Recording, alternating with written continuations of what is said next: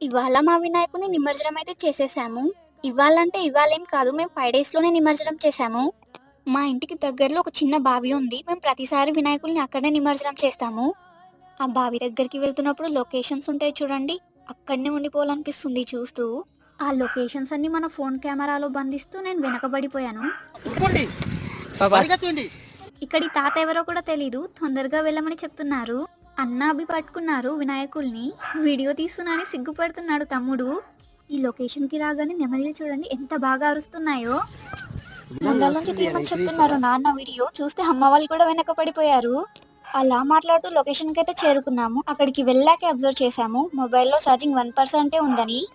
అందుకే నిమజ్జనం వీడియో కూడా తీయలేకపోయాము. మళ్ళీ అవే లొకేషన్స్ చూసుకుంటూ ఇంటికైతే చేరుకున్నాము. ఇంత దూరం వచ్చారు. ఒక లైక్ అండ్ సబ్స్క్రైబ్ చేసుకొని వెళ్ళొచ్చుగా. సరే మరి సబ్స్క్రైబ్ చేసుకోవడం మాత్రం మర్చిపోకండి.